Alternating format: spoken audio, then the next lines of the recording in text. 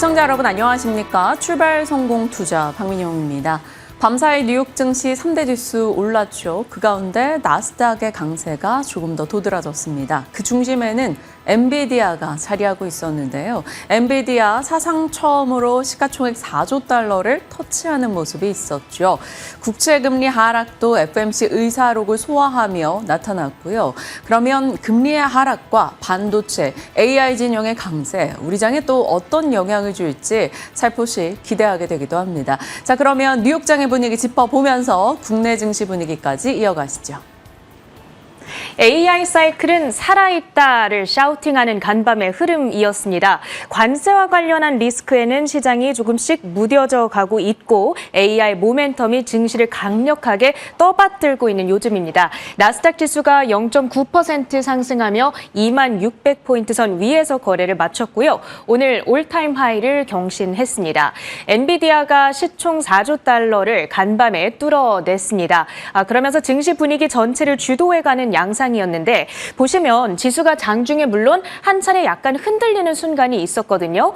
이때 트럼프 대통령이 7개 국가에 추가적인 관세 서한을 발송했다라는 보도가 들려왔습니다.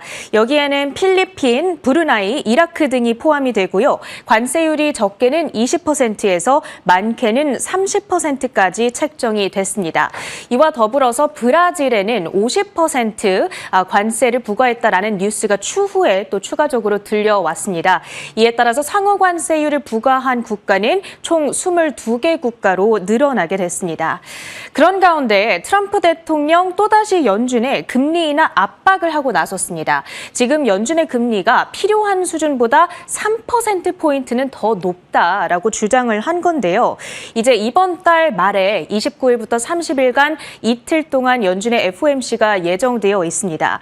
그리고 연준의 고심은 좀 깊어져 갈 듯 합니다. 왜냐하면 오늘 공개된 FOMC 의사록을 보니까 연준 안에서 위원들의 의견이 양극단으로 갈리고 있는 분위기가 확인이 됐거든요.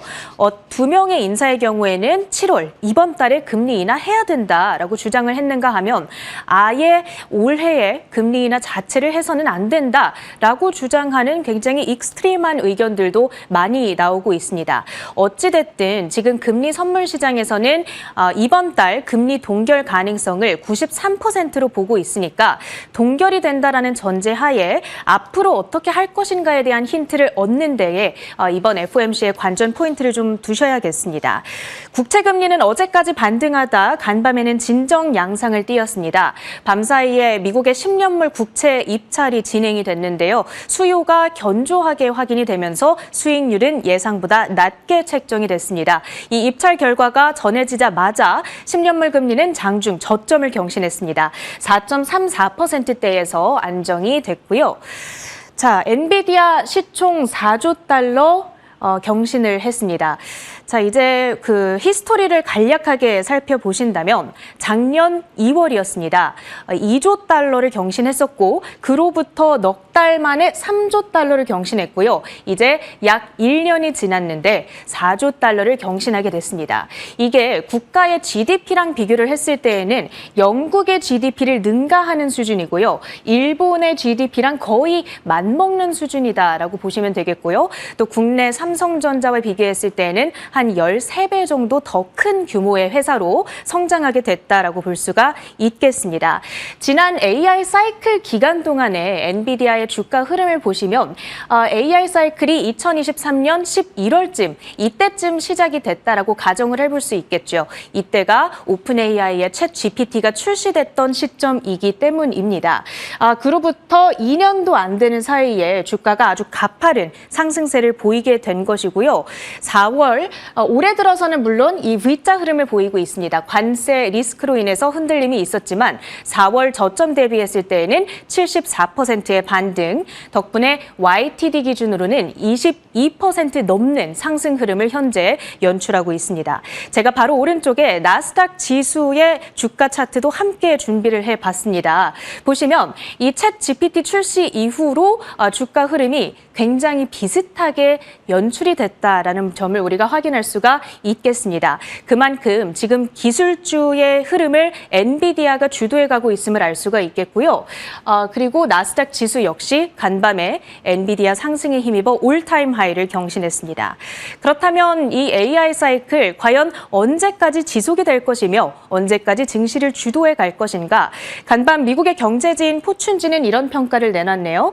AI는 이제 시작에 불과하다. 엔비디아의 시총 10조 달러 돌파는 시간 문제에 불과하다. 실제로 월가 IB 가운데서 시총 10조 달러 가능성을 거론하고 나선 곳들도 있습니다. 거기다가 엔비디아의 현재 PER이 33배에 불과하다는 점도 우호적으로 생각해 볼 수 있겠죠. 물론 S&P 500 기업들의 평균 PER이 20배이기 때문에 33배가 아주 낮은 수치는 아닙니다만 잘 나가는 IT 기업들과 비교했을 때에는 굉장히 낮다고 볼 수가 있겠습니다. 대표적으로 테슬라의 168배에 비하면 아직 굉장히 주가가 낮은 수준에 있다. 이렇게 볼 수가 있겠네요. 조금 기대감을 가져봐야겠고요. 시장의 전체적인 분위기를 들여다보겠습니다. 오늘 AI 관련된 종목들 두드러지는 강세를 나타냈습니다. 브로드컴도 2%대, 팔란티어, 마이크로소프트, 그리고 아마존 알파벳, 메타, 그리고 이쪽에 위치해 있는 AI 전력망 관련 주들까지도 시세를 내주는 하루였죠. 비스트라, 컨스텔레이션 에너지 등의 종목들이 시세를 강세를 내놨습니다. AI 사이클에 따른 수혜 기대감이 맞물리고 있는 상황이고요. 그리고 간밤 엔비디아 관련해서 전해졌던 한 가지 호재는 이르면 9월에 중국 수출용 새로운 AI 칩을 출시할 거다. 이때에 맞춰서 젠슨왕 CEO가 중국을 방문할 거라는 이야기도 들려오고 있습니다. 현재 이 몰래 밀 수출이 되고 있는 것까지 다 합치면 엔비디아의 중국향 매출은 전체의 20% 정도를 차지하는 것으로 알려지고 있습니다. 적지 않은 규모죠. 그러다 보니까 이 중요한 중국 시장을 등한시하지 않기 위해서 엔비디아가 노력하고 있음을 우리가 알 수가 있겠고요. 이렇게 새롭게 제작되는 AI 칩에는 아주 까다로워진 그 수출 장벽을 맞추기 위해서 HBM도 포함이 안 되고요. 그리고 NVLink와 같은 최첨단 기술도 제외된다는 보도가 들려오고 있습니다. 자, 간밤 알파벳에 관련해서는 굉장히 부담스러운 소식들이 많이 들려왔습니다. 일단 퍼플렉시티가 웹 브라우저인 코멧을 출시한다. 그러니까 구글 같은 검색 사이트에 AI 어시스턴트가 탑재된 형태라고 보시면 되겠고요. 그리고 오픈 AI 역시 몇 주 내 웹 브라우저를 출시한다. 비슷한 이야기가 들려왔습니다. 장중 오픈 AI와 관련한 보도가 전해졌을 때 알파벳의 주가가 하락으로 전환이 되는 순간 도 있었거든요. 이렇게 쟁쟁한 경쟁사들이 AI가 탑재된 웹 검색 사이트를 들고 나왔을 때 과연 구글이 안전할 것인가, 점유율을 얼만큼 빼앗길 것인가 지켜봐야 되는 포인트가 되겠습니다. 마이크로소프트의 경우에는 AI로 5억 달러의 비용을 절감하는 데 성공했다라는 소식이 들려왔습니다. 특히 올해 들어서 대대적인 인력 감축에 나서고 있는 상황이죠. 그 규모만 해도 무려 15,000명에 달하는 상황입니다. 특히 콜센터에 있는 인력들을 AI로 대체를 했고 그 덕분에 생산성은 늘어나고 고객 만족도도 향상이 됐다. 이런 소식이 전해지고 있거든요. 물론 인력 감축을 하는 이유가 전적으로 AI 때문은 아니다라고 사측에서는 설명을 합니다만 어찌됐든 분명히 AI가 인력 대체를 가속화하고 있구나. 이 점만큼은 우리가 알 수 있을 것 같습니다. 아마존의 경우에는 역시나 상승을 했는데 프라임데이 첫날 매출이 전년 대비 41%나 급감했다라는 소식은 또 들려오고 있습니다. 이번에 아마존이 이 프라임데이 행사 기간을 전략적으로 기존의 이틀에서 4일로 늘린 바가 있거든요. 그런데 시간이 더 많다 보니까 사람들이 오히려 더 안 사는 것 같습니다. 이게 오히려 악수다 이런 해석이 들려오고 있습니다. 세일 기간이 짧아질수록 우리가 마음이 급해져서 빨리 사게 되잖아요. 그런 반대되는 현상이 나타나는 게 아닐까 생각해 볼 수 있겠습니다. 일단 끝날 때까지 다 취합을 해봐야겠죠. 그 밖에 특징 섹터와 종목들도 보시죠. 수소 연료전지 섹터 오늘 보셔야겠습니다. 간밤 대장주인 블룸에너지와 파워와 플러그 파워가 모두 두 자릿수의 상승률을 나타냈거든요. 이번에 통과된 감세안에는 태양광과 풍력 세금 혜택은 물론 축소가 됐습니다만 그래도 미국 안에 좀 차세대 에너지 기술을 육성하는 방안은 포함이 되어 있습니다. 따라서 수소 연료 전지에는 오히려 이것이 우호적일 수 있을 거라는 해석이 전해지고 있고요. 모빌아이, 인텔의 지분 매각 소식 속에서 7% 급락, 암호화폐 관련주들 비트코인이 장중 11만 2천 달러를 처음으로 돌파했다는 소식 속에서 일제히 시세를 내줬고요. 그리고 M&A 여러 가지 소식들이 들려왔습니다. 관련한 종목들 정리해봤으니까 함께 참고해 주시면 좋겠습니다. 자, 지금 글로벌 펀드 매니저들이 한국 증시가 앞으로 신년간 아시아 증시에서 가장 아웃퍼폼할 거라는 이야기를 하고 있다고 하는데요. 시장의 포인트 어떻게 잡아보면 좋을지 정리해 보시죠.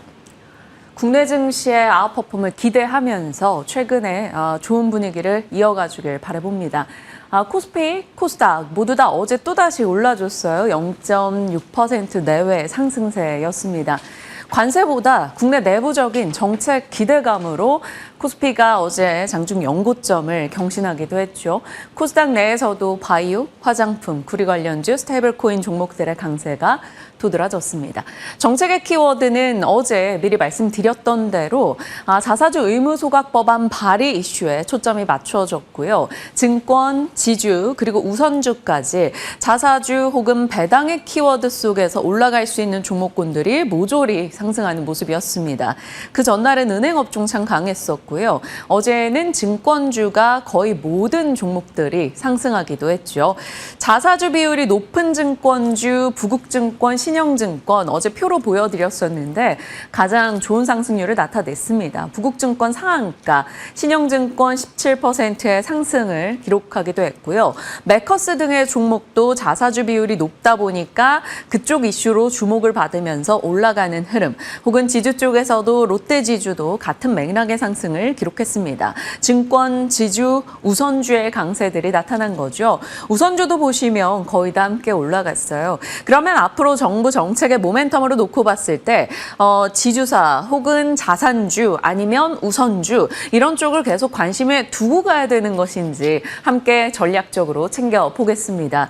그리고 어제 JP모건의 방산 섹터에 대한 비중 확대 의견을 소개해드리기도 했었는데요. 아무래도 지금 7월 들어오면서 시장이 여러 가지 고민을 하고 있는 가운데 실적 시즌이라는 키워드를 놓고 갈 수가 없겠죠. 실적이 좋아질 수 있을 만한 기대 그 이상이 나올 수 있을 기업들을 찾아가는 분위기입니다. 일단 방산에 대한 실적 기대도 등장을 한 거고요. 어제는 일정도 있었어요. 이재명 대통령의 방산 육성 의지가 한 번 더 강조되면서 어제 방위산업 관련주들 올랐습니다. S&T 다이내믹스 9%, LIG 넥스원 8%의 상승이었고요. 그 밖에는 구리 쪽 이슈와 같이 맞물려 풍산홀딩스 올라갔죠. 현대로템, 우리기술, 퍼스텍 등의 중소형 방산주까지 강세 흐름을 나타냈습니다.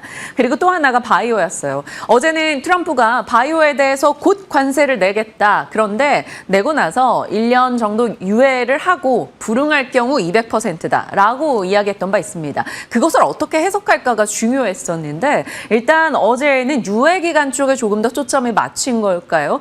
일정 부분 제약바이오 분위기도 나쁘지는 않았습니다. 요즘에 한 번씩 급등하며 관심을 받고 있는 게 일동제약이죠. 어제 12%의 상승세를 나타냈고요. 키리옥스 바이오시스템즈 이 종목도 꾸준하게 우상향하며 6%의 오름세입니다. 삼천당 제약 등의 종목도 일단은 3% 상승으로 동참을 하기도 했네요. 관세보다는 내부적인 모멘텀이나 기댈 요소에 좀 더 초점을 맞춰가고 있는 시장이고요. 상법 개정 다음으로 이제 자사주 소각 의무화 이슈가 부각이 된 상황이고 배당소득 분리과세 이런 쪽으로 시장의 관심이 계속 확장되고 있습니다. 앞으로 이 내에서 어떤 종목들이 또 관심을 받게 될지 한번 지켜봐야겠죠. 어제는 명확하게 자사주 비율이 높은 종목이었습니다. 자사주 비율이 거의 50%가 넘어가는 게 인포바인인데 어제 부국증권도 그렇고 인포바인도 상한가로 기록을 마치기도 했네요. 이런 종목들에 대한 대응 어렵긴 합니다만 이런 시세가 있다 정도 체크를 해주시길 바랍니다. 자, 이렇게 내부적인 정책의 기대감은 비단 우리만 갖고 있는 것은 아닌 것 같습니다. 세계 곳곳에서 국내 증시에 대한 긍정의 목소리가 좀 늘어나는 분위기죠. 10년 동안 한국장에 대해 걱정 없다라는 시각이 나오고 있습니다. 올해 아시아 주요 증시 등락률을 비교해봐도 빨간색이 한국이거든요. 훨씬 더 좋은 흐름이 나오고 있습니다. 글로벌 투자 자문사인 모닝스타 웰스의 이야기가 지금 이슈가 되고 있죠. 한국 투자 비중을 늘리려고 중국, 일본 등의 주식을 매도하고 있다. 한국의 기대 수익률 측면 단연 최고다. 재평가가 시작될 거다라는 얘기가 나왔습니다. 10년 동안 한국 시장 연평균 수익률은 12%까지 갈 수 있다고 보고 있고요. 그 중심에는 AI 붐, 기술주 강세를 기대하고 있습니다. 또 정부 지배구조 개선의 의지도 긍정적으로 평가하고 있죠. 그러면서 종목으로는 콕 집어서 SK하이닉스, 삼성전자 등이 저평가되어 있다라고 이야기하고 있습니다. 자, 삼성전자와 SK하이닉스는 반도체 혹은 국내에서는 또 AI 하드웨어 쪽의 대표 종목들이죠. 이들을 둘러싸고 있는 AI 집안에 꽤 좋은 소식이 들려왔죠. 바로 집안의 경사 엔비디아입니다. 엔비디아 장중 총 첫 4조 달러를 돌파하는 흐름을 보여줬습니다. 전 세계 상장 기업 중 첫 번째였고요. 2023년 초 대비해서는 무려 1000%의 폭등을 기록한 거라고 합니다. 이 엔비디아의 힘이 돼주고 있는 건 메타, 마이크로소프트 등등의 빅테크 업체들의 엄청난 AI 투자가 되겠죠. 이 단 4기업만으로도 엔비디아의 매출 40% 이상이 나온다고 합니다. 그만큼 AI에 대한 투자가 지속적으로 일어나고 있고 엔비디아는 중국 관련한 칩을 또 마련하고 있고 젠슨 황은 중국에 방문할 예정이고 이 모든 내용이 힘이 모이면서 밤사이 엔비디아 주가가 또다시 올라선 겁니다. 이에 질세라 반도체 진영에 대해 다른 종목들도 비교적 좋은 분위기였어요. JP모건 측에서 이제 기술주로 키워드를 본다면 브로드컴이 전 부분에 탄력적인 회복을 보이고 있어서 비중 확대하자라는 의견을 냈고요. 웨드부시에서는 기술 섹터가 다시 한번 힘을 과시할 것이다. 이것은 AI 혁명이 다음 단계로 들어가고 있다는 신호이다. 이런 얘기를 꺼내놓기도 했습니다. 또 IB에서 SK하이닉스에 대한 의견도 냈는데요. 시티입니다. 시티그룹에서 35만 원에서 43만 원으로 목표가를 올려 잡았습니다. 43만 원. 가주면 좋겠네요. 자, D램, HBM 모멘텀을 받아가며 SK하이닉스의 주가가 강하게 올라갈 것이다. 라는 의견인데요. 지금 앞서 이제 긍정적으로 한국장이 10년간 흘러가고 삼성전자 하이닉스가 좋을 거야. 그런 맥락에서 엔비디아가 시총 4조 달러를 터치하고 이런 긍정의 시각들이 보이고 있습니다. 하반기 어느 쪽으로 시장에 관심이 쏠릴진 모르겠으나 반도체도 하나의 기다리고 있는 섹터이죠. 이쪽으로 분위기가 실렸으면 좋겠네요. 그런 차원에서 반도체 소부장 모처럼 한번 열어보고자 합니다. 말 그대로 이제 기술 경쟁이 격화되고 있습니다. 반도체 제조사들끼리도요. HBM3 몇 단, HBM4 이러면서 삼성전자, 하이닉스, 마이크론의 경쟁이 치열한 상황이죠. 제조사들 단 아래로 봤을 때는 밸류체인에 대한 고민을 하게 될 텐데요. 삼성전자, 하이닉스 말고 그러면 반도체 소부장에서 뭘 살까? 이런 고민을 우리는 계속하고 있습니다. 여러 종목들이 포함이 되겠죠. 장비단의 증착 쪽에 주성엔지, 유진테크 있고요. 검사, 계측, 세정 쪽에 봤을 때도 고영, 파크시스템즈, 케이스텍, 테스, 오로스테크놀로지 등등이 있고요. 어닐링에서는 HPSP, HBM 후공정에서는 다들 아시죠. 한미반도체, 한화비전, 테크윙, DY, 이오테크닉스, PSK 홀딩스 등이 있을 겁니다. 소재 부품으로 내려와 보면 블랭크마스크, SNS텍, 리노공업, ISC와 같은 소켓주들, 기판, 김태성 본부장님 요즘 계속 말씀하셨던 이수페타식스 있을 거고요.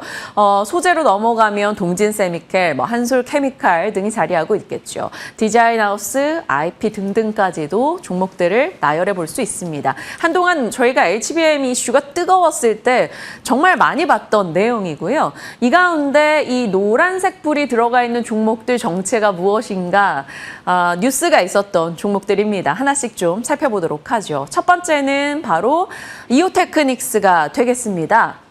펜토초가 뭘까요? SK 하이닉스의 웨이퍼 절단 공정의 변화가 감지되고 있다라는 뉴스가 들려오고 있습니다.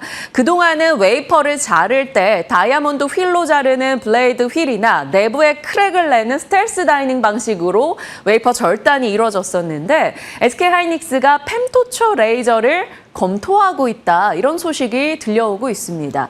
지금 HBM 경쟁이 굉장히 치열해지고 있죠. 갈수록 이 웨이퍼 등이 얇아지고 있습니다. 그러니까 이것을 기술적으로 잘라내는데 어느 정도 한계에 다다르고 있는 거죠. 그러면서 점점 더 미세화 혹은 더 단시간 안에 웨이퍼를 절단해야 되는 상황이 됐습니다. 그런데 이 펜토초 레이저라는 것은 천조분의 1초 만에 웨이퍼를 잘라낼 수 있다라고 하네요. 기존에는 나노초나 피코초 레이저를 사용했었다라고 합니다.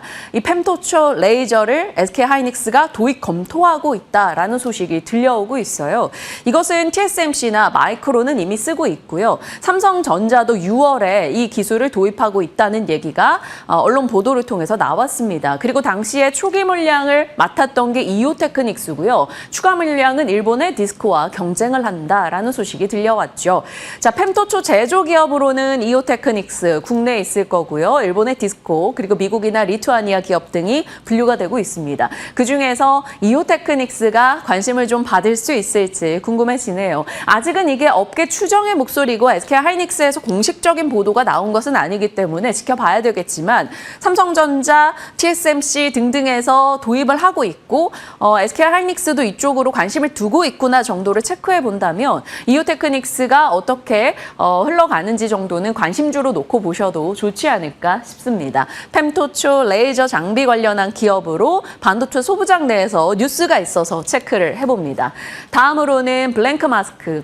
오랜만에 블랭크 마스크 이야기를 해보는 것 같아요. 삼성이 이제 지분을 갖고 있는 SNS텍, EUV 블랭크 마스크를 국산화하고 있는 기업인데요. 하반기에 최종 품질 인증 통과를 목표로 하고 달려가고 있다. 얼추 구분응선을 넘었다라는 소식이 들려오고 있습니다. 이 블랭크 마스크, 우리가 반도체에서 웨이퍼에 이제 빛으로 회로를 새기는 걸 노광 공정이라고 하죠. 노광 공정에서 이 포토 마스크의 역할은 당연히 중요할 수밖에 없습니다. 그런데 이 포토 마스크는 블랭크 마스크에 빛으로 회로를 그리는 것을 포토 마스크라고 하거든요. 그러니까 포토 마스크의 원 재료가 블랭크 마스크인 겁니다. 이 블랭크 마스크는 장당 가격이 수천만 원, 고사양은 1억 원이 넘어갑니다. 그런데 이것을 그동안은 일본 호야로부터 수입을 해왔던 바가 있었죠. 이게 국산화가 성공될 경우에는 삼성전자 등 비용을 줄일 수 있고 리드 타임이 줄어들 수 있다라는 긍정의 시각인 겁니다. 일단 이 또한 블랭크 마스크 지금 당장 국산화 성공의 타이틀은 아니지만 하반기를 달려가고 있다라는 점에서 체크할 종목으로 넣어봤습니다. SNS텍 참 오랜만에 들여다보는 것 같아요. 1.8% 전일장은 밀려났습니다. 어제는 반도체 진영이 막 그리 선전하진 못했던 하루였기 때문에요. 이런 반도체 소부장내 종목들 어떻게 흘러갈지 눈여겨볼 게 있을지 잠시 후 전략까지 챙겨보겠습니다. 또 하나는 워낙 많이들 아는 종목입니다. 한미반도체, 하나비전과 함께 놓고 보는 종목인데 JP모건에서 한미반도체에 대해서 HBM 생산 속도가 빨라져서 장비 업그레이드가 점점 필요하다. 12만 5천 원의 목표가를 제시하기도 했습니다. HBM 경쟁이 가속되고 있다라는 거죠. 지난주에 나왔던 언론 보도에 따르면 한미반도체도 HBM4 전용 TC 번더4를 생산하는 데 박차를 가하고 있다. 이런 소식이 들려오기도 했습니다. 이 한미반도체에 대한 내용은 다 아시니까요. 이런 JP모건이나 국내 증권사에서 12만 5천 원, 13만 원 정도의 목표가를 잡고 있고 이런 뉴스 플로우가 나오고 있다 정도는 전달드리고요. 실적 시즌입니다. 한미반도체는 또 실적이 나름 수년간 개선되고 있는 기업이어서 일단은 실적주로도 같이 한번 체크를 해보겠습니다. 올해 기준 기대 영업이익도 작년보다 껑충 늘어날 것으로 보이네요. 자, 앞서 봤던 이오테크닉스 그리고 한미반도체 모두 다 실적에 대한 기대가 있는 반도체 소부장이라서 같이 한번 체크를 해봤습니다. 자, 이렇게 반도체 소부장단의 종목들 엔비디아의 4조 달러 터치에 힘입어서 관심을 받을 수 있을지 몰라 일단 정리를 해봤네요. 자, 뉴욕은 엔비디아 덕분에 AI 붐을 확인받는 듯한 느낌이었습니다. 웨드부시에서는 기술주 긍정의 시각을 내면서 모처럼 애플도 좀 챙겨줬어요. 강력 매수세. 뉴욕 증시 3대 지수 괜찮았고요. 나스닥 1% 가까운 상승이었습니다. 그중에서 도드라진 건 엔비디아. 그리고 AI 인프라 진영에서 반도체, 원전, 전력 등의 종목들 이렇게 함께 올라가는 모습이 있어서 이쪽으로 에너지 원까지 같이 챙겨줄지 한번 보시죠. 그리고 앞서 체린 앵커 얘기 주셨다시피 수소 연료전지 관련한 종목들도 국내 연결해서 확인해 보시길 바랍니다. 테마로 본다면 양자 쪽에서 아이온큐가 한국과학기술정보연구원 정부 프로젝트에 프로젝트 이제 기업으로 선정됐다 이런 소식으로 인해 관심을 좀 받았고요. 비트코인 쪽 분위기가 요즘 좋죠. 국내에서도 그러면 우리 기술 투자 이런 종목들이 관심을 좀 받았던 바가 있습니다. 밤사이 미국 내에서도 비트코인 관련주들 좋았는데 암호화폐 컨퍼런스에서 긍정적인 얘기가 나온 영향이었다라고 하네요. 자, 크립토 위크가 다음 주부터 또 진행이 되기 때문에 코인, 스테이블 코인 관련한 얘기가 또 어떻게 나올지 지속적으로 확인해 보시죠. 자, 이런 뉴욕에 대한 분위기였고요. 국제금리가 FOMC 의사록 공개 이후에 좀 하락하는 흐름이 나타났습니다. 국채 입찰 관련한 이슈도 영향을 줬겠죠. 국채금리 하락 속에 바이오는 어떨까요? 일단 밤사이 바이오 혹은 들려왔던 뉴스들 특징주를 넣어봤습니다. 메세라가 미국에서 17% 급등 흐름을 보였어요. 3개월도 우상향, 하루치도 우상향, 3개월 내내 꾸준하게 우상향하고 있는 메세라입니다. 메세라 하면 생각나는 국내 종목 D&D 파마텍이죠. 플랫폼 기술 오랄링크를 메세라의 후보물질 5종 기술 수출을 했던 바가 있어서 메세라 올라가면 D&D 파마텍 이렇게 같이 연결해서 보기도 합니다. 자, D&D 파마텍 특징 한번 짚어보고요. 단독 뉴스인데 유한양행이 오픈 이노베이션을 통해서 ABL 바이오와 준비하고 있는 이중항체 신약에 대해서 임상 속도를 내고 있다라는 소식이 들려오고 있습니다. 유한양행이 이 오픈 이노베이션, 그러니까 다른 기업이나 다른 기관 등과 협력해서 기술 개발을 해 나가는 것, 신약 개발을 해 나가는 것에 좀 이력이 있죠. 생각나시는 유한양행 오스코텍의 렉나자가 될 겁니다. 이번에도 이쪽으로 관심을 좀 둘 수 있을 만한 뉴스일지 일단 단독 뉴스라서 체크를 해보고요. 다만 ABL 바이오가 인투셀과 함께 특허 이슈로 인해서 계약을 ADC 관련한 기술 도입 계약 해지 통보를 했다라는 소식이 있습니다. ABL 바이오 측에서는 계약금 환수가 불가한 상황이고요. 인투셀에게도 일단은 악재가 되겠죠. 어찌 될지는 한번 보겠습니다. 그리고 알테오젠의 코스피 이전 이슈가 2대 주주의 요청으로 인해 계속 관심을 받고 있고 알테오젠이 어제장에서도 추가 강세를 기록했다라는 점에서 개별 바이오 종목들의 각 뉴스들 일단 워낙 대장주들이기 때문에 정리를 해봤으니까요. 보유자분들은 참고해 주시길 바랍니다. 자, 이제 분위기 파악해보러 가죠. 뉴욕은 엔비디아였죠. 4조 달러 터치 이슈, AI 붐, 이슈 관련 종목들 앞서 국내장 10년간 좋을 거다. 거기에 삼성전자 하이닉스 저평가되어 있다라는 의견이 있었고 SNS텍, 블랭크 마스크 국산화 이슈, 한미반도체 실적에 대한 기대, 이오테크닉스, 펨토초 레이저 이슈까지 관련 종목들 이슈가 있어서 체크를 해봤고요. AI 인프라 진영에서 효성중공업도 증권사 보고서가 또 추가됐는데요. 제목이 인상 깊었어요. 끝날 기미가 없는 호황, 목표가 120만 원을 제시하고 있습니다. 그러니까 폭염과 전력 쪽의 이 이슈가 또 그 AI 붐과 함께 더해지면서 변압기 등의 모멘텀을 계속 자극할지 봐야겠죠. 일단 사실 대형 변압기 업체들은 수년치 먹거리는 이미 수주를 받아둔 상황입니다. 여기서 더 추가적으로 파이가 더 커질지는 보셔야겠죠. 이슈 측면에서는 삼성전자 폴더블폰 신제품 공개가 있었어요. 호평을 받게 된다면 IT 부품 쪽에 영향이 있을 건데 이것은 시간을 놓고 봐야 되는 부분이겠죠. 또 다른 이슈로는 어제 하나증권이 은행 업종에 대한 홀드 의견 낸 거. 이거 꽤 이슈가 됐었거든요. 미나 앵커가 잠시 후에 자세하게 정리해 줄 겁니다. 그리고 선박 엔진 제조사들의 수주 소식이 이제 좋았다라는 내용이 들려와요. 중국발 수주가 늘어나고 있다라는 거고요. HD현대중공업, 하나엔진 등 체크하겠습니다. 테마에서는 비트코인, 또 원화 스테이블 코인 규제 샌드박스로 추진을 하고 있다. 뭐 이런 단독 뉴스가 나와서 스테이블 코인까지 체크해 보고요.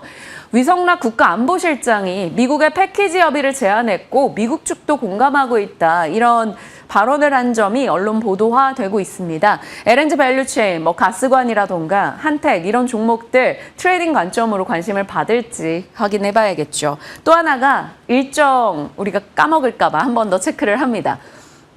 고리 1호기 해체가 이제 본격화되는 시즌이 될 텐데요. 고리 1호기 2037년까지 12년 동안 해체 기간을 갖게 되죠. 한수원이 7월 중에 고리 1호기 해체 사업을 공고 내고 9월에 계약을 체결할 예정이다. 이런 부산일보의 보도가 있었습니다. 한수원 측에서는 국내 기업 주도로 진행할 방침인데 한 100여 개 기업 정도가 여기에 경쟁이 치열하게 하겠죠. 뭐 업계에서 내다보고 있는 주력 기업들 오르비텍, 두산에너빌리티, 대우건설, 우진엔텍, 위드텍 등등이 되겠고요. 어느 쪽으로 계약을 따내는 소식이 들려올진 모르겠으나 7월 중에 공고가 나기 때문에 9월에 계약 체결까지는 이런 관심이 일정 부분 살아있을 수 있겠다. 이 정도 체크해 주시면 되겠습니다. 한동안 원전이 정말 뜨거웠다가 잠시 주춤하는 모습이 있었는데 다시 관심을 받게 될지 보도록 하죠. 일정입니다.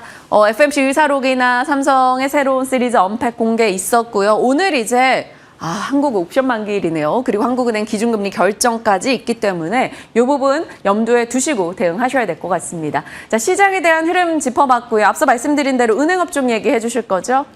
네, 맞습니다. 제가 보니까 지난 7월 2일에 마지막으로 은행주들에 대해서 브리핑을 해드렸더라고요.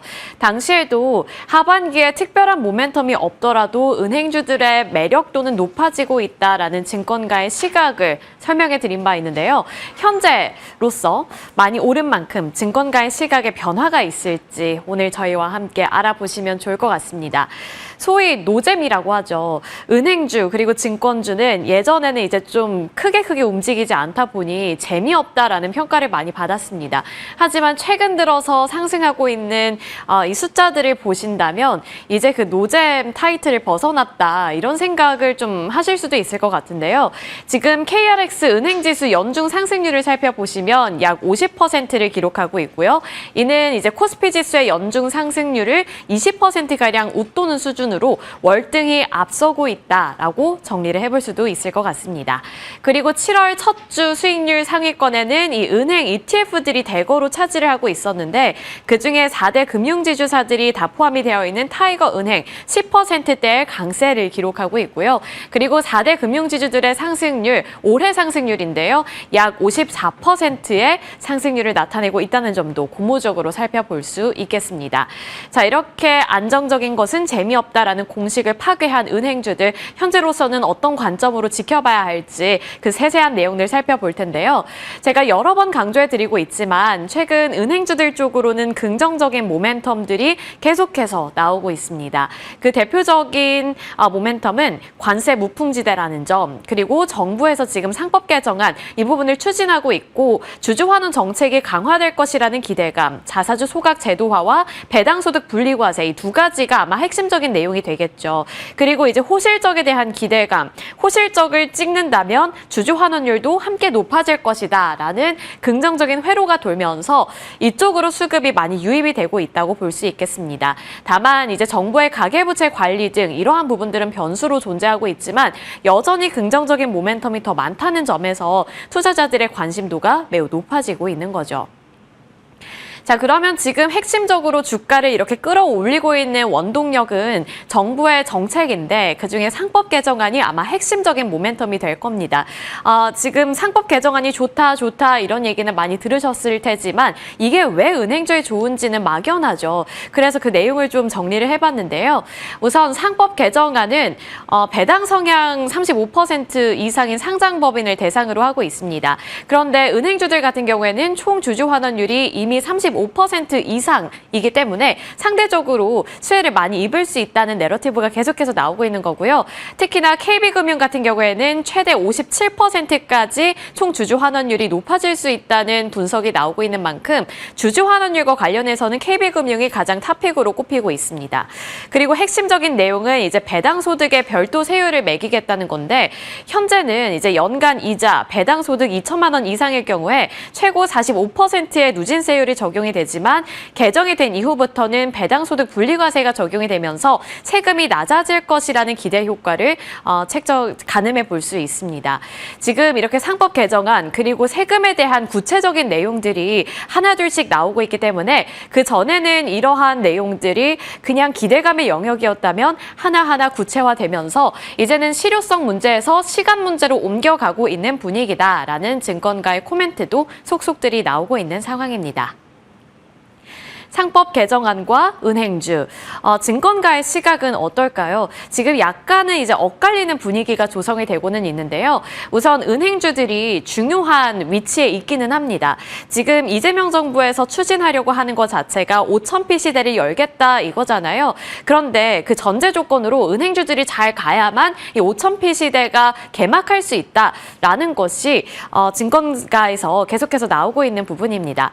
먼저 NH투자증권의 코멘트를 살펴보시면 이러한 정책을 통해서 주주 환원이 강화될 가능성이 높아지고 있고 배당 지급 여력이 높은 금융업 같은 경우에는 유리한 투자 환경이 조성이 되면서 수혜가 예상이 된다라는 긍정적인 코멘트를 줬습니다.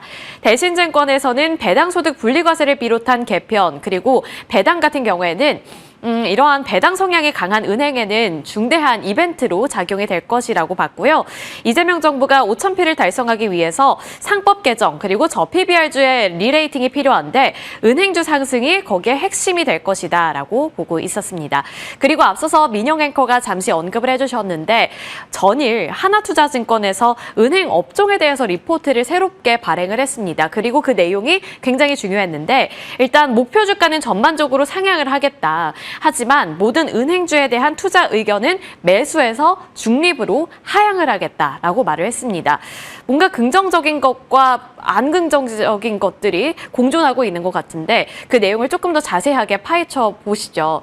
하나투자증권에서 일단 핵심적으로 은행주 좋은 거 알겠고 좋을 건데 일단은 진정해봐라고 말을 하고 있는 건데요. 핵심적인 내용은 분리과세를 반영하더라도 지금으로서 은행주들의 상승 여력은 이제 제한적일 것이다. 이것이 핵심이었습니다.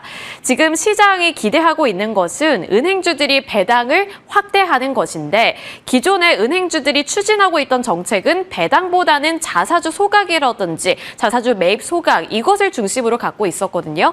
그리고 하나투자증권에서는 아마도 기존의 정책대로 밀어붙일 가능성이 높다라고 꾸준히 언급을 했습니다. 하지만 지금 시장의 기대치가 배당 쪽으로 많이 높아졌기 때문에 이것을 실현하기 위해서 아마도 배당 비중을 확대하는 흐름이 나타나지 않을까 이러한 지금 흐름을 나타내고 있는 건데요. 그래서 이 높아진 시장 기대가 주가 상승의 원동력이 되고 지금까지 높아진 주가를 지탱해 준다면 배당 비중을 확대하는 개연성이 있어 보인다라고 말을 한 겁니다.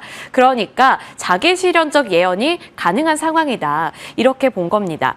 지금 여기까지만 보면 전체적으로 어쨌든 모멘텀 좋고 그리고 뭐 미래가 없는 건 아니다. 긍정적이다. 하지만 단기간 너무 급등했기 때문에 추가 상승 여력이 제한적이고 그렇기 때문에 정책 모멘텀은 있지만 추가적으로 매수를 하거나 아니면은 뭐 신규 진입보다는 보유자의 영역에서 바라보자. 이렇게 결론을 내릴 수 있을 것 같습니다.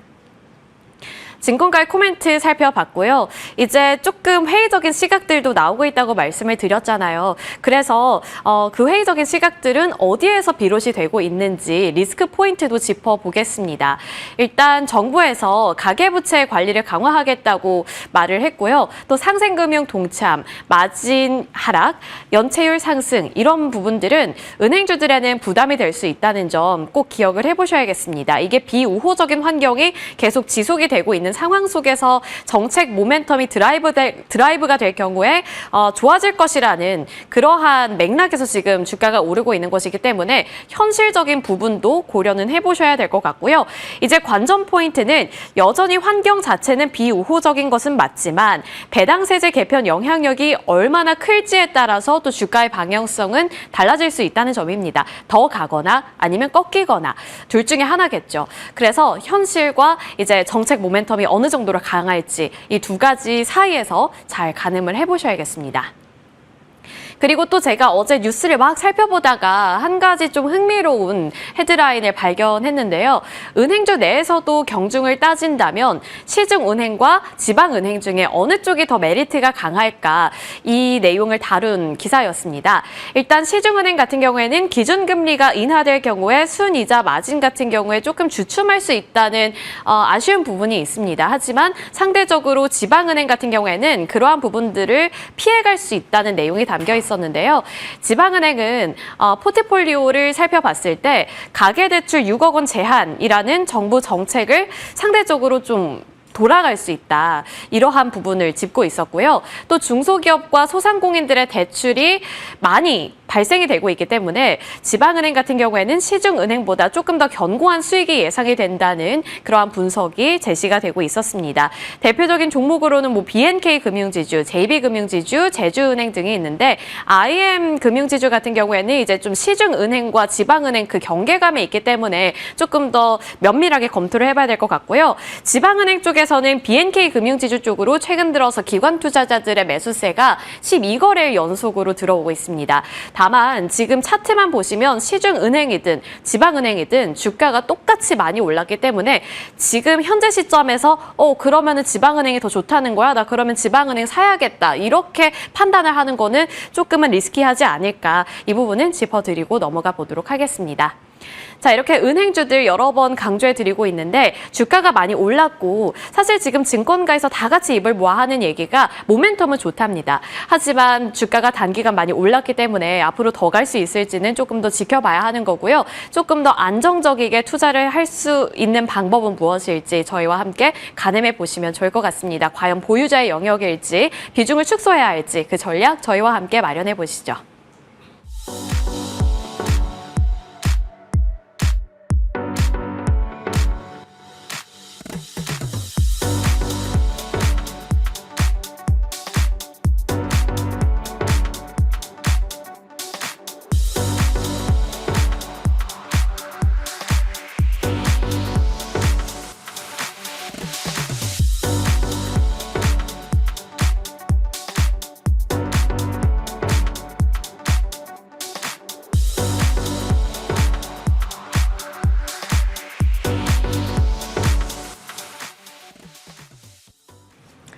네, 좋은 시장 분위기 또 거기에 반도체에 대한 기대 등도 생겨나고 있습니다. 어떻게 바라봐야 될지 꽤 오래전부터 반도체를 외쳤던 두 분과 함께 시장에 대한 전략 챙겨보겠습니다. 이재규 대표님, 김태성 본부장님 자리하셨네요. 어서 오세요. 네, 안녕하세요. 안녕하십니까. 이재규 대표님 또 한 주 만에 인사를 드리는데 국내장 분위기가 상당히 좋습니다. 그리고 이 과정 속에서 두루두루 섹터별로 순환이 잘 일어나고 있고요. 어제는 정책 쪽이었고 오늘은 또 반도체에 대한 기대도 살짝 갖게 되는데 시장 어떻게 판단하세요? 네, 좋은 것 같습니다. 그러니까 우리가 지난주, 지지난주 같은 경우는 많이 올라온 종목들에 대해서 경계가 좀 필요하지 않겠습니까? 라고 말씀드렸는데 관련되어 있는 종목군들이 어떻게 보면 단기적으로 20% 정도 조정이 나왔더라고요. 그렇기 때문에 그 종목군들이 저점을 잡고서 반등을 한다라고 한다면 지수 같은 경우는 추가적인 반등의 가능성이 있다라고 보고 있습니다. 근데 거기 추가적으로 제가 말씀드리고 싶은 것은 어제 우리나라 종합주가 지수가 신고가를 경신을 했거든요. 근데 어제 삼성전자는 하락을 했습니다. 네. 그러니까 지수 자체가 상승을 하고 있는데 삼성전자가 빠졌다라는 거죠. 그렇다라는 것은 어떻게 생각해 보면 삼성전자와 SK하이닉스가 아니어도 우리 시장이 굉장히 강하다라는 뜻이죠. 근데 이런 상황에서 삼성전자라든지 SK하이닉스가 추가 반등, 되반등을 준다라고 한다면 시장 같은 경우는 굉장히 견조하게 우상향을 이어갈 수 있다는 생각이 들고 있습니다. 전반적으로 우리나라 같은 경우는 관세에 대한 부분보다는 국내적으로 국내 상황인 이 정책적인 모멘텀들을 많이 받고 있는 것 같거든요. 근데 이런 과정에서도 이제 우리가 체크해 볼 부분은 외국인들의 수급이라고 생각을 하고 있습니다. 그래서 수급이 들어와 준다라고 한다면 추가적인 상승 가능성도 열려 있지 않나라는 의견 드리겠습니다. 네, 외국인의 수급까지 가세해서 추가적으로 정말 우리도 얼떨떨한 이 지수 상승이 더 강력하게 진행이 됐으면 좋겠네요. 일정 부분 뭐 조정받고 더 강하게 올라가는 스토리도 염두에 둬야 될 것 같은데 김태성 본부장님 어떻게 보세요? 근데 조금은 다른 의견입니다. 지수가 상승을 하기 때문에 많은 투자자분들이 괜찮다라고 느끼시긴 하겠지만 정작 HTS, MTS를 열어서 본인의 계좌 상황을 보면 그렇게 또 나아지지 않은 느낌을 저는 많이 받을 수밖에 없다는 생각이 들어요. 왜냐, 삼성전자가 올라가면서 반도체 IT 전체가 이끈 시장이 아니라 지주사, 그러니까 우리가 생각지도 못했던 지주사 보유 비율이 맞은 어제 같은 경우에도 신영증권이라든지 부국증권이라든지 메커스, S&T 다이내믹스 뭐 본업에서도 좋은 성과를 내는 기업 있겠지만 본업에서 내는 성과 대비해서 자사주를 많이 보유하고 있다는 비율 때문에 올라간 종목군들이 굉장히 많거든요. 이렇게 되면 사실 미리 준비하신 투자자들보다 쫓아서 투자를 하실 수밖에 없는 지금 현상들이 나타날 수밖에 없는 것 같아요. 그래서 정작 지수 대비해서는 아직까지 개인 투자자들의 계좌가 엄청나게 좋아졌다라고 느낄 시장은 저는 아니지만 그래도 엔비디아가 힘을 내줘야 하는 구간에서 오늘 내줬기 때문에 저는 조금은 더 개인 투자자들에게 유리한 오늘 시장이 좀 열리지 않겠는가라는 의견을 조심스럽게 드려보도록 하겠습니다. 그렇다면 두 분께 각각 반도체 종목 내에서 탑픽을 좀 듣고 싶은데 탑픽 혹은 기존의 종목을 다시 한번 강조해 주셔도 됩니다. 이재규 대표님. 네. 기존에 말씀 주셨던 종목에서 한 번 더 강조하시겠어요? 아니면 새롭게 보시는 종목이 있으신지? 네, 뭐 기존에 말씀드렸던 종목인 것 같습니다. 제가 당시에도 좀 비싼 기업이다.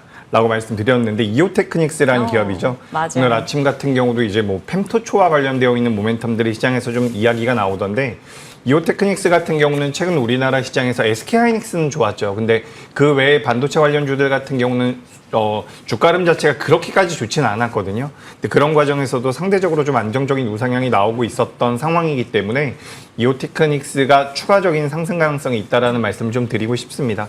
그래서 어제 종가가 18만 5천 원대인데 주가가 올라선다라고 한다면 22만 원대까지는 열려 있지 않을까라고 생각이 되고 있고요.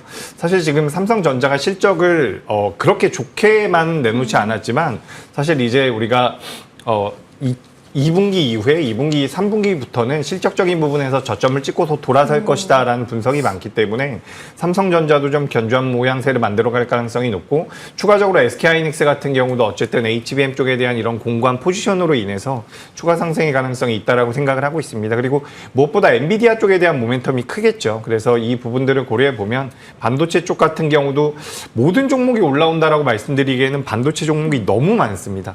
그렇지만 몇몇 기업들 이제 수혜를 받을 수 있고 실제로 외형 성장이 나올 수 있는 기업들 같은 경우는 계속해서 좀 부각되지 않을까라는 의견 드리겠습니다. 네, 이오테크닉스 그리고 시장 내에서 눈여겨볼 수 있는 종목군까지 짚어주셨는데 김태성 본부장님, 저희가 지금 반도체 탑픽을 주세요라고 한 거는 지금 즉석에서 질문을 드렸던 건데 오늘 김태성 본부장님의 탑픽 종목이 또 이오테크닉스이네요. 이오테크닉스 설명해 주시죠. 받고 한 번 더 한번 가보면 더. 저는 지금도 괜찮다라고 생각이 들어요. 이오테크닉스는. 왜 그러느냐. 삼성전자에만 목매는 것이 아니라 SK하이닉스발 그리고 마이크론, TSMC 굉장히 많은 글로벌 고객사를 보유하고 있는 기업들이 지금은 유리할 수밖에 없다는 생각이 듭니다. 지난주 그리고 이제 이번 주 초에 원익그룹주까지 올라서면서 이젠 삼성 밸류체인의 시대가 오는 것 아닐까라는 기대감을 잠깐 가졌었잖아요. 그런데 또 삼성전자가 이렇게 맥없이 밀리다 보니까 삼성전자가 여전히 아직도 앞으로도 좀 힘든가라는 생각이 들 수밖에 없는 상황이라서 삼성전자만 바라보고 있는 쪽 말고 삼성전자도 바라보지만 SK하이닉스라든지 다른 기업들의 저는 고객사를 가지고 있는 기업들이 훨씬 더 유리하다라는 의견을 좀 드리고 싶고요. 지난 약 한 달 반 동안 저는 이수페타시스를 좀 많이 말씀을 드려왔습니다. 그런데 이제 이수페타시스가 제 개인적인 목적은 좀 달성을 했어요. 신고가 영역으로 이제 넘어갔기 때문에 이 이유는 이제 개인 투자자분들의 이제 개별 대응의 영역이다라는 생각이 들어서 그럼 이제 그 다음으로 좀 넘어갈 가능성이 높은 기업이 어딜까라고 제가 생각을 해보면 이수페타시스 만큼 이오테크닉스도 저는 충분히 올라갈 가능성이 높지 않겠는가라는 생각이 들어서요. 우선 손절 라인부터만 좀 잘 지키시면 될 것 같습니다. 아무리 좋은 기업이라 할지라도 우리가 이제 트럼프를 상대를 하고 있지 않습니까? 트럼프는 우리가 항상 예상하는 것 이상의 모든 것들을 해왔던 사람이라서요. 만약 시장에 충격을 줘서 17만 5천 원이라는 가격대가 이탈이 되게 되면 그때는 손절을 하시는 게 맞을 것 같고요. 그렇지 않다면 이스페타시스 때처럼 조금은 진득하게 위아래의 흔들림은 있겠지만 더 가져가 보신다면 저는 22만 원 그 이상의 목표가를 한번 좀 달성할 수 있지 않겠는가라는 생각이 들고 있고 한 가지 저도 이제 어제 저녁에 좀 스터디를 하면서 나름 반성했던 부분이 하나 있어서 좀 말씀드리고 싶은 게 우리가 반도체랑 자동차 이야기할 때 수출 데이터 이야기를 많이 하잖아요. 근데 수출 데이터는 그렇게 잘 나왔다 그러는데 삼성전자는 왜 이렇게 실적이 안 나왔을까 제가 계속 고민을 해봤거든요. 네. 그랬더니 제가 오류를 범한 게 하나 있더라고요. 너무 금액에만 집중을 했더라고요. 그게 무슨 이야기냐면 DDR4, DDR5가 수량으로 정말로 YOY 대비 많이 나간 날을 좀 살펴볼 필요는 있는 것 같아요. 그래서 이제 수량 기준으로 봤더니 수량 기준으로는 6에서 7%밖에 안 나갔더라고요. 그런데 어떻게 이 높은 수출 데이터가 나왔느냐? 결국 DDR4, DDR5의 단가가 올라가서 우리가 예전보다 엄청나게 많이 팔린 것처럼 좀 잘못 인식하고 있는 부분도 있겠더라라는 생각이 들더라고요. 그래서 이제 반도체 투자하시는 분들은 이 부분도 꼭 한번 체크를 해보셨으면 좋겠다는 의견 드려보도록 하겠습니다. 네. 이오테크닉스에 대한 두 분의 의견 각각 더해줬고요. 이스페타시스는 정말 한 달 반 동안 김태성 본부장님 계속 얘기하셨는데 얼추 목표가는 도달이 됐기 때문에 이후 대응은 수익을 챙기시든 끌고 가든 개인 투자자분들이 판단해 보셔라라고 넘겨주셨습니다. 반도체 진영에 대한 종목으로 얘기 나눠봤고요. 이제 반도체 쪽 말고 지금의 관심의 가운데 있는 거는 이제 정책 관련한 종목들입니다. 자사주 소각 의무화 관련한 법안 발의가 어제 있었어요. 그래서 지주사, 증권사 혹은 자사주 비율이 높은 종목들이 두루두루 올랐습니다. 이재규 대표님, 여기 투자 어떻게 해야 돼요? 네, 그러니까 지난주에도 비슷한 질문을 받았던 것 같은데 일단 지주사 쪽 같은 경우는 상승 여력이 좀 더 있다라고 생각을 하고 있거든요. 있었습니다. 지난주까지. 근데 최근 며칠 동안 또 한 번 올라왔기 때문에 이제 종목별 선별이 좀 필요하다라는 말씀을 드리고 싶어요. 그래서 우리가 상법 개정이 진행이 됐고 그 상법 개정과 관련돼서 추가적으로 지금 자사주 의무 소각 쪽에 대한 모멘텀들도 만들어지고 있죠.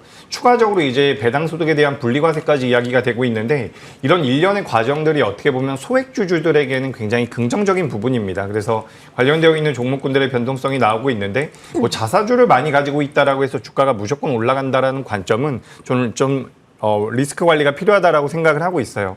어제도 제가 우리 머니투데이 방송에 나와서 말씀드렸는데 자사주 비중이 높다라고 하더라도 대주주의 지분이 낮다라고 한다면 추후에 자사주 소각을 했을 경우에 대주주보다 대주주 외의 지분을 가지고 있는 다른 주주들의 지분율이 올라가기 때문에 대주주의 이런 지배력이 굉장히 약해질 가능성이 높습니다. 그렇기 때문에 자사주를 많이 가지고 있다라고 하더라도 대주주의 지분율이 낮다라고 한다면 이건 자사주 소각 쪽에 대한 모멘텀들이 생각보다 약할 수 있다라는 거죠. 그래서 일단은 정책적인 방향으로 인해서 우리나라 기업들에 대한 이런 푸시가 들어오고 있다라는 것은 저는 굉장히 긍정적으로 생각을 하고 있고요.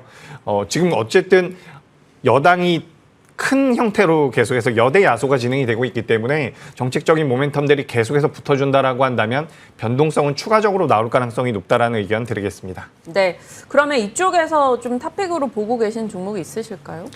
네, 종목들 굉장히 많더라고요. 근데 그 중에서 제가 오늘 탑픽 공략 종목으로 준비한 종목 중에서 LS라는 종목이 있습니다. 많이들 알고 계실 텐데 6월 초에 한번 얘기해 주셨었어요. 벌써 상승률이 22%. 네. 제가 이오테크닉스도 5월 29일 날 말씀을 드렸더라고요. 맞아요. 그래서 이것도 제가 목표가를 18만 원을 드렸던 것 같은데 주가가 많이 올라와서 이제 22만 원 이렇게 좀 한번 의견을 다시 한번 드려보는 부분이고 LS 같은 경우는 알고 계시겠지만 최근에 전력기기 쪽에 대한 모멘텀들이 시장에서 다시 한번 붙고 있는데 몇몇 좀 작은 기업들 같은 경우는 탄력적인 모습을 보여주고 있거든요. 근데 LS 같은 경우도 어쨌든 LS 일렉트릭과 그리고 자회사 LS 전선 쪽에 대한 모멘텀들이 계속해서 부여될 가능성이 높다라고 보고 있습니다. 그래서 글로벌 시장에서 전선 쪽에 대한 모멘텀을 받아갈 수 있는 기업으로서 LS 쪽에 대한 관심, 특히 이제 미국 같은 경우는 뭐 우리가 변압기, 초고압 변압기 같은 경우는 약 75% 정도가 굉장히 노후화되어 있다라고 이야기가 되고 있어요. 그에 따른 모멘텀들을 뭐 HD 현대일렉트릭이라든지 LS 일렉트릭이라든지 효성중공업이 받아갈 텐데, LS 일렉트릭을 자회사로 가지고 있는 상황에서 LS 전선 쪽에 대한 모멘텀, 뭐 최근에 이제 구리 가격도 많이 올라오고 있죠. 그러니까 LS가 가지고 있는 자회사들의 사업 구조가 에너지와 관련되어 있는 부분들, 전력 기기와 관련되어 있는 부분들도 있지만 추가적으로 구리 가격과 연동될 수 있는 부분들도 있거든요. 그래서 그런 부분들을 고려해 본다라고 한다면 LS 같은 경우도 추가적인 상승 가능성이 있지 않을까라고 생각이 돼서 이제 지주사와 전력 쪽에 대한 모멘텀, 이렇게 두 가지 모멘텀으로 우리가 접근을 해보시면 좋을 것 같고요. 네. LS 같은 경우는 목표가를 일단은 굉장히 높게 잡아드리진 않을 겁니다. 직전 고점 수준인 21만 원까지만 말씀을 드리고요. 주가가 밀려 내려온다라고 한다면 손절가는 17만 원으로 의견 드리겠습니다. 21만 원에 17만 원, 목표가 손절 라인 각각 기억해 주시죠. 지주, 전력 등의 키워드에서 LS 얘기해 주셨습니다. 자, 정책 이슈 속에서 김태성 본부장님 뭐 다양한 종목들 말씀 주셨습니다만 은행주를 꽤 오랫동안 얘기하셨던 것 같아요. 은행주들 흐름 괜찮았는데 어제 하나증권에서 이제 홀드 의견 낸 것에 대한 이슈가 좀 있었고, 또 반면에 JP모건에서는 또 은행주의 긍정의 시각을 추가했습니다. 은행주 갖고 계신 분들 어떻게 할까요? 거의 수익권이실 분들이 많습니다. 그러니까 어제 무리하게 투자를 하지 않으셨다면 이제 어느 정도는 다들 이제 수익 구간에 진입이 되어 있는 상태라 저는 리스크 관리 차원에서의 매도는 좀 필요하지 않겠는가라는 생각이 들어요. 그러니까 이게 지금 전 세계 시장과 우리나라 시장을 조금 별개로 보셔야 될 게, 우리나라 같은 경우에는 이건 저의 개인적인 생각입니다. 결국 이제 은행주들이 조금은 더 나은 모습을 보이려면 첫 번째로는 규제 완화가 되어야 될 것 같고, 두 번째로는 규제 완화를 통해서 어느 시장이 커져 나가야 되느냐. 저는 증시보다는 부동산이 시장이 좀 커져 나갔을 때 은행주들이 받는 아무래도 이제 메리트가 더 크지 않을까라고 좀 생각을 하거든요. 그런데 지금 결국 현재 정부는 부동산 시장보다는 증시에 조금 더 집중을 하는 모습을 좀 보이다 보니 은행주들에 대해서는 노이즈가 조금씩은 나올 수 있겠다라는 생각이 들더라고요. 그렇다고 해서 대체제가 없느냐? 그건 아니죠. 지금 우리가 여러분들도 저도 굉장히 기대를 하고 있는 건 코스피 여기서 안 멈추는 거, 3,500, 4,000포인트 간다는 거, 혹은 5,000포인트 간다는 거, 여기가 이제 공감대가 형성이 된다면 저는 은행주들보다는 증권주를 사는 게 지금은 훨씬 더 나은 선택일 수 있겠다라는 의견 한번 드려보도록 하겠습니다. 증권주 탑픽은요? 그럴 것 같아서 제가 지금 말하면서도 생각을 좀 해봤는데, 키움증권과 유한타증권 쪽이 우선은 변동성적인 측면으로는 맞습니다. 그런데 이번 주에 가장 중요한 포인트는 자사주 소각이지 않습니까? 그렇게 보면 신영증권과 부국증권도 또 빼먹을 수는 없을 것 같아요. 하지만 결국 이제 중장기적으로 실적 모멘텀까지 본다 했었을 때는 저는 키움증권이 조금은 더 유리하지 않겠는가라는 의견을 한번 드려보도록 하겠습니다. 네, 증권주에 대한 의견까지 더해 주셨습니다. 자, 그러면 이번에는 조선방산으로 한번 가볼까요? 어제 방산주 괜찮았고요. 이제 엔진이라던가 조선 수주 관련한 이슈들도 계속 더해지면서 오늘 증권사 보고서에서도 이제 조선주에 대한 얘기들이 꽤 나오고 있어서요. 조선방산 상반기 너무 좋았었는데 어떡할까요? 더 들고 가야 되나, 아니면 또 새롭게 이쪽에 진입을 해야 되나 고민들 많이 하실 것 같은데, 이재규 대표님. 네, 일단 저는 지난주 중반까지는 조선과 방산에 대해서는 경계를 좀 해야 됩니다라는 말씀을 많이 드렸는데, 제가 서두에도 말씀드렸던 것처럼 관련되어 있는 기업들이 어떻게 보면 단기적으로 15%에서 20% 정도 조정을 받았습니다. 그렇기 때문에 어떻게 보면 7월 달부터 이제 실적 시즌이 나오기 때문에 실적 쪽에 대한 모멘텀을 받아가고 있는 조선과 방산 같은 경우는 저는 지금부터는 그래도 단기적으로라도 일단 반등이 나올 가능성이 높다라고 보고 있습니다. 근데 이제 반등이 나온 후에 직전 고점을 넘어가는지 여부는 기업별로 가지고 있는 개별적인 모멘텀 여부를 좀 체크해 보실 필요가 있지 않을까라고 말씀드리고 싶고요. 우리가 과거의 이력을 본다라면 그동안 상반기 때 좋았었던 종목군들이 종합주가지수 자체가 신고가를 경신했을 때는 하반기 때도 좋았던 경우가 굉장히 많거든요. 그래서 이제 실적적인 부분들을 기반으로 해서 움직이고 있는 조선과 방산 같은 경우는 긍정적인 의견을 드리고 싶은데, 사실 방산 쪽에 저는 조금 더 점수를 주고 싶거든요. 방산 쪽 같은 경우는 뭐 우리나라에서 전 세계 4대 강국에 들어가겠다라는 이야기가 나오고 있고, 그렇게 해서 이제 계속해서 정책적인 모멘텀들이 만들어지고 있는데, 우리가 2022년도, 2024년도만 하더라도 수출 쪽에 대한 데이터, 수출 매출에서 수출이 차지하고 있는 비중이 2021년도 전에는 10%밖에 되지 않았다라고 이야기가 되고 있어요. 근데 계속해서 올라오면서 지금 작년 기준으로는 약 6위권까지 올라온 것으로 알고 있거든요. 근데 여기서 이제 4위권까지 올라오려면 그 캐파가 굉장히 큰데 뭐 최근에 시장에서 많이 이야기가 됐었던 나토의 뭐 GDP 대비해서 군비, 국방비 증액을 하겠다. 그래서 5%까지 늘린다라고 한다면 시장 규모 자체가 20조라고 이야기가 되고 있어요. 그래서 그 중에서 우리가 일부만 가져온다라고 하더라도 업사이드가 좀 남아있지 않을까라고 생각이 되고요. 그리고 우리나라 기업들이 원래는 수출을 많이 했다라고 한다면 앞으로는 이제 현지화 전략을 많이 취할 것이다라고 이야기가 되고 있습니다. 그래서 단순하게 수출 쪽뿐만 아니라 현지화 전략을 통해 가지고 좀 더 이제 다변화되고 있는 관점에서 본다라고 한다면 방산주들 같은 경우도 좀 매력적이지 않을까. 그리고 조선주 쪽에 대해서 제가 좀 보수적으로 말씀드리고 있는 이유는 그 얼마 전에도 한번 잠깐 이야기가 나왔었죠. 후판 가격이 올라갈 수 있다는 내용들이 나왔는데 지금 일단 조선 쪽 같은 경우는 올해에는 생각보다 많이 안 올랐어요. 작년부터 많이 올랐다라고 저는 보여지거든요. 그렇기 때문에 어떻게 보면 상승 여력이나 조정을 어느 정도 받았다라고 볼 수 있지만 상대적으로는 그래도 저는 방산 쪽이 좀 더 매력적이지 않나 이렇게 생각이 되고요. 전체적인 흐름에서는 직전 고점 전 구간까지는 조선, 방산 모두 다 대반등이 좀 나올 수 있지 않을까 이렇게 의견 드리겠습니다. 네, 조선과 방산에 대한 의견 또 새롭게 달라진 점을 짚어주셨고 상대적으로는 방산에 조금 더 우호적인 시각을 실어주셨습니다. 김태성 본부장님, 네. 조선 방산 얘기 저희 정말 지겹도록 하고 있는 것 같은데 지금의 현 시점은 딱 어떤 전략이신지?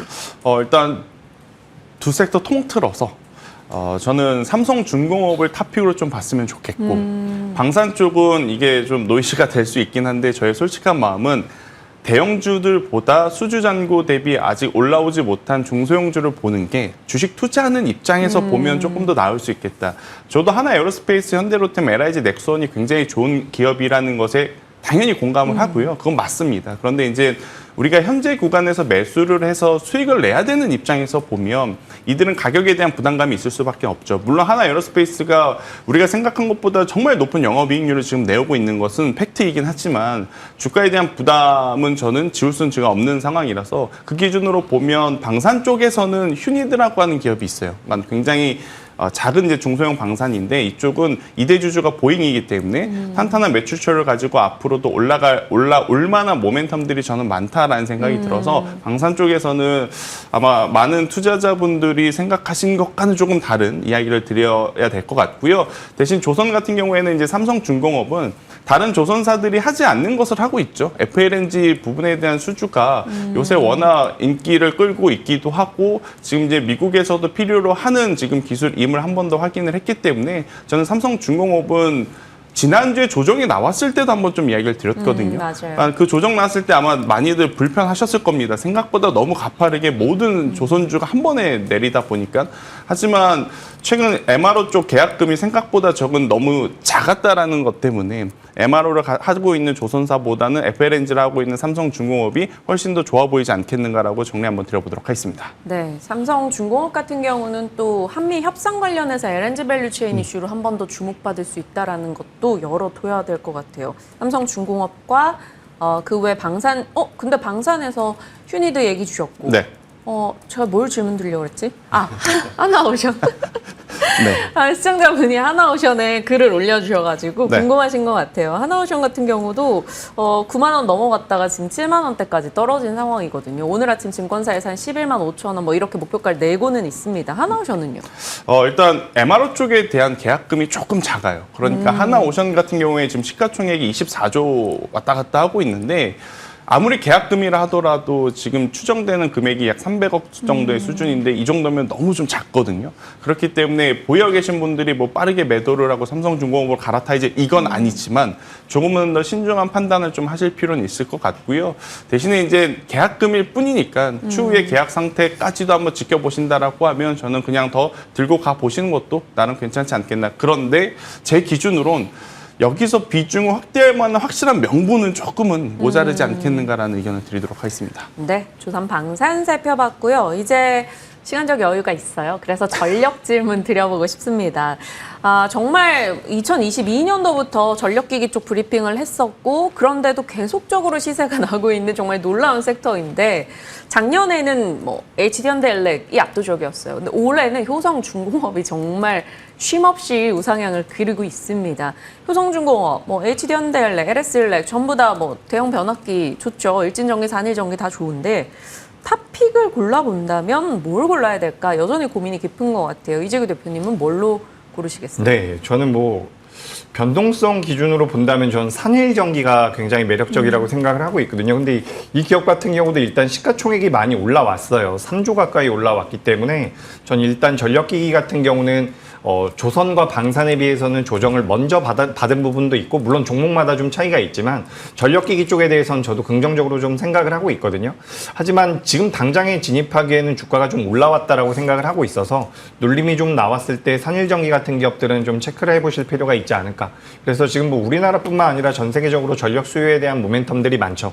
그리고 추가적으로 우리가 변압기 쪽에 대한 모멘텀도 있고 전선 쪽에 대한 모멘텀도 있는데 지금 이제 미국이라든지 글로벌 시장에서 만들어져 있는 그 신재생 에너지와 연결이 되어 있는 전선이 많이 부족하다라고 이야기가 되고 있어요.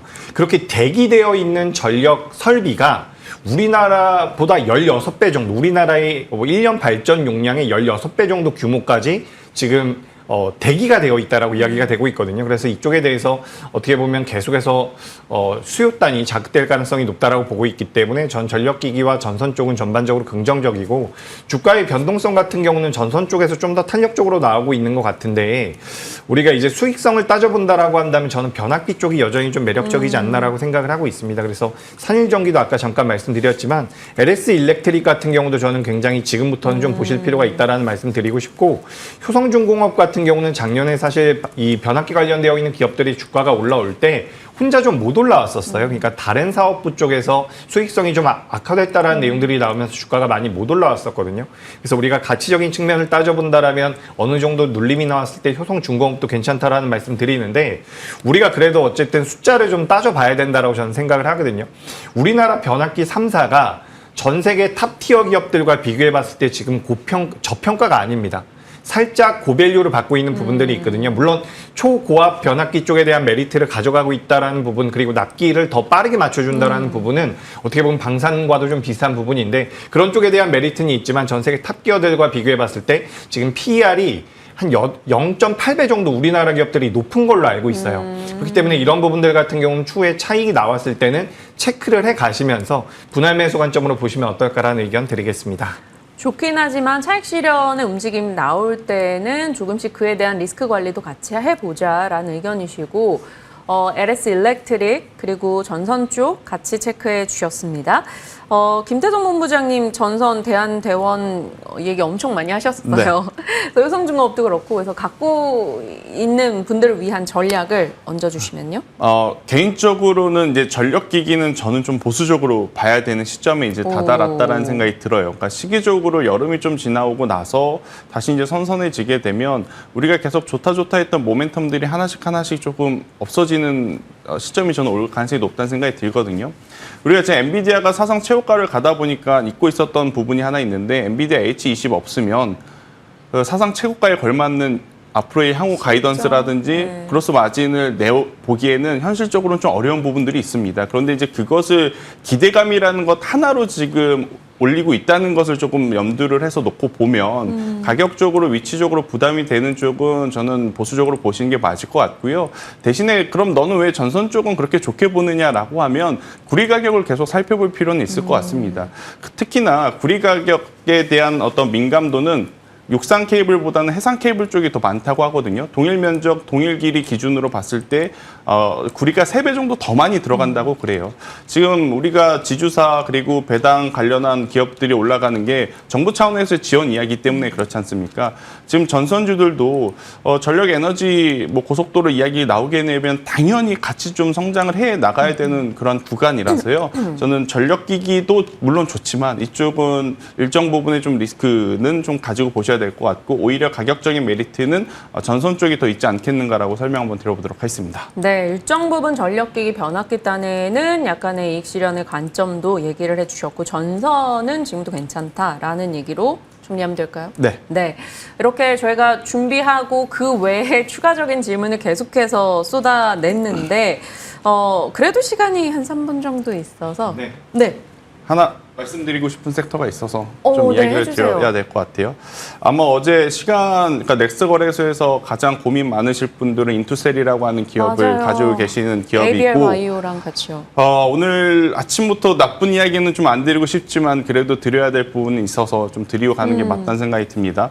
우선 합리적으로 좀 의심이 되죠. 그러니까 6월 달에 보유해수, 락업 물량을 다 잘 소화해놓고 7월 초에 CS5분이 퇴사를 하고 갑작스럽게 어제 장 마감하고 나서 계약 해지 공시가 나왔다는 건 인투셀 투자하신 분들에게는 당연히 실망감이 들 수밖에 없는 것 같아요. 근데 이걸 또 일각에서는 단기 저점으로 공략을 해도 괜찮은 거 아닐까라고 생각을 하시는 것 같은데 다른 섹터들은 모르겠지만 제약바이오만큼은 이렇게 계약 해지 공시가 나오는 기업들은 저점을 예단해서 저는 투자를 하는 건 굉장히 위험하다라는 생각이 들거든요. 그래서 인투셀 같은 경우에는 조금은 속상하시더라도 조금 빠르게 리스크 관리를 하시는 게 저는 맞지 않겠나라는 의견까지 오늘 한번 드려보도록 하겠습니다. 네, 참고하겠습니다.